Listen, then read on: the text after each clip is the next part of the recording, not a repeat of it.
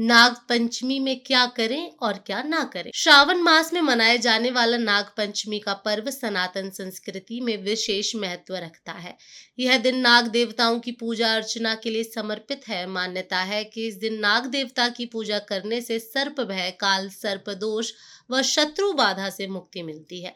इसके अलावा नाग पंचमी पर किए गए विशेष उपाय जीवन में सुख, शांति और समृद्धि लाते हैं।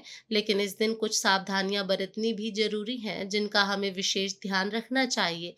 चलिए आज जानते हैं नाग पंचमी का महत्व और इस दिन क्या करें व क्या ना करें। श्रावण मास में मनाया जाने वाला नाग पंचमी का पर्व सनातन संस्कृति में विशेष महत्व रखता है। इस दिन लोग नाग देवता की पूजा कर भय, कष्ट और जीवन की नकारात्मक शक्तियों से मुक्ति की कामना करते हैं।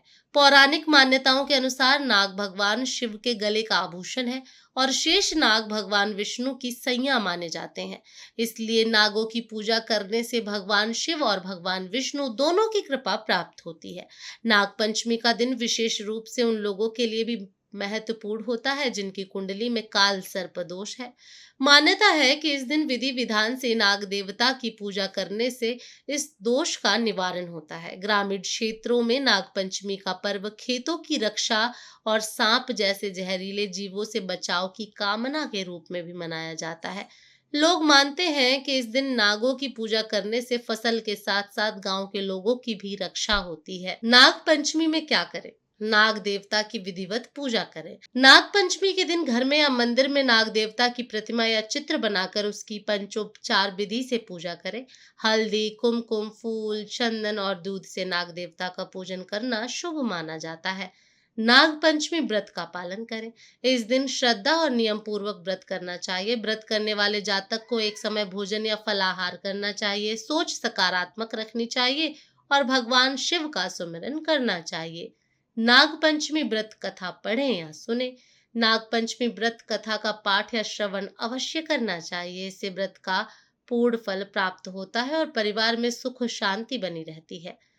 काल सर्प दोष से मुक्ति हेतु उपाय करें। यदि किसी की कुंडली में काल सर्प दोष हो तो इस दिन चांदी या पंचधातु से बने नाग नागिन की पूजा और अभिषेक करें। साथ ही इस दिन भगवान शिव व नाग देवता के मंत्रों का जाप करना भी शुभ माना जाता है।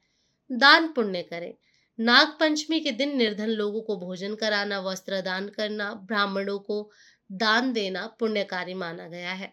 चलिए अब जानते हैं नाग पंचमी में क्या ना करें। सांप को पकड़ने या परेशान करने की भूल ना करें।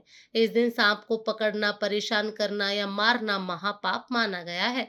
इससे जीवन में कष्ट और बाधाएं आ सकती हैं। इसलिए नाग देवता के प्रतीक स्वरूप उनकी प्रतिमा की ही पूजा करें।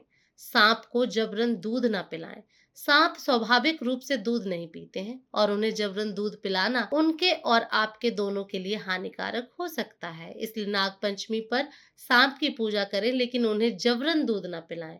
अगर दूध चढ़ाना ही है तो उनका आह्वान कर प्रतीकात्मक रूप से अर्पित करें। पूजा में लोहे के बर्तन का उपयोग ना करें। नाग पंचमी के पूजन में लोहे के पात्र या धातु का उपयोग वर्जित माना गया है। पूजा के लिए मिट्टी, पीतल या तांबे के पात्रों का ही प्रयोग करें। कड़वी चीजों का सेवन न करें। इस दिन नीम, करेला या किसी भी कड़वी वस्तु का सेवन वर्जित माना जाता है। यह व्रत की शुद्धता में बाधक माना गया है। भूमि खुदाई या पेड़ कटाई ना करें।